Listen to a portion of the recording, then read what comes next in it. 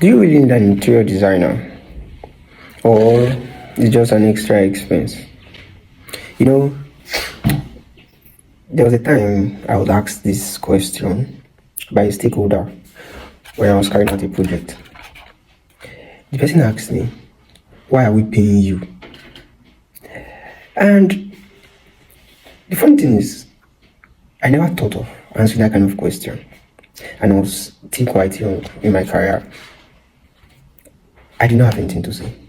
I think what I official said was, for guarantee, I knew I blacked out.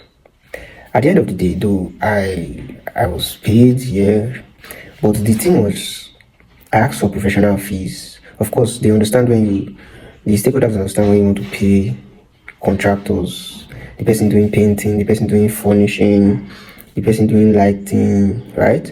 But then the big question was, why am I paying you as an interior designer? And I really did not have an answer to that question, because even me, I was not too sure of myself. But regardless, I went ahead with the project. So today I want to explain to you some reasons. I have up to 6 reasons, and it depends on how it goes. I just don't want this video to be too long, so I might have to break it, right? So 6 reasons why you need an interior designer. Number 1, because of professional expertise.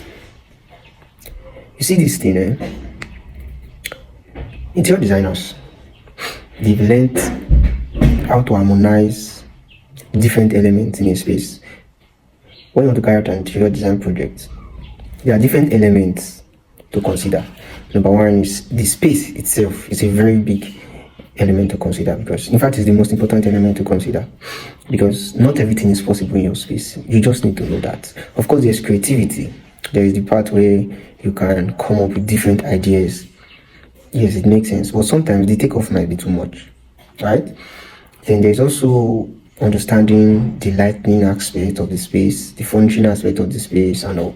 So the interior designer understands all these things. If you can actually learn all these things, right, your interior design project is about 50% done.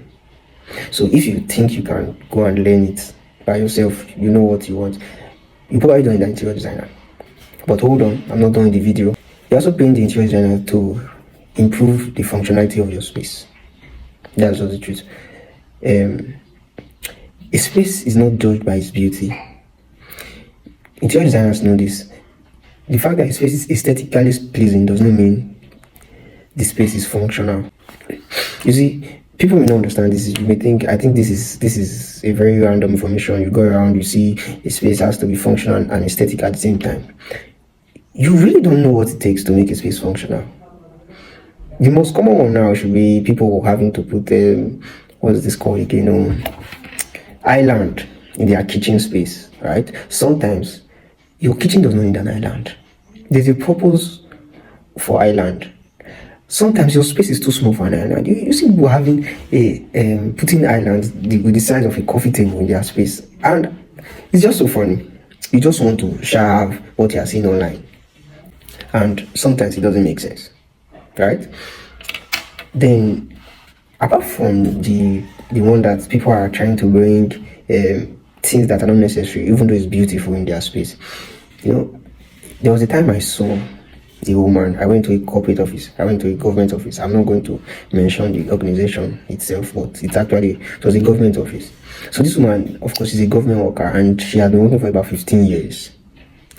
She stood up to pick a file, and her back was bent. Yes, she was already having hunchback. She already had a hunchback. And when she stood up, I saw her back. I was pained. I was like, look at what this woman is going through, just because of work, or she wants to meet up with expenses, right? Well, then I looked at her chair, and I noticed the chair in that office, and I was like, my God, this is the reason why the woman has this hunchback. It's not really because of poor posture. You see, interior designers study ergonomics and anthropometry. We had to branch into the medical field a bit, just to ensure that we are not just able to beautify your space, we're also making it functional, helping you improve your lifestyle. So there are different types of swivel chairs for different purposes. It depends on how long you spend in the office. It depends on your height, even your age, right? All these things are taken into consideration when you want to pick something as simple as a swivel chair. And some people will not know this. Some people will feel like, oh yeah, you just go to market, you just buy stuff, right? Or some corporate people just go and just say, oh yeah, you just give a random person a contract, they buy different chairs for your office. No, right? Every single thing in this space should be detailed. Don't just do random things because you feel like this will suit this space. The time, or rather the money you want to save, right, you would eventually spend more, and you will spend a lot of time, and you will make a lot of mistakes. So at the end of the day, you decide, do you really think you need to be an interior designer or not?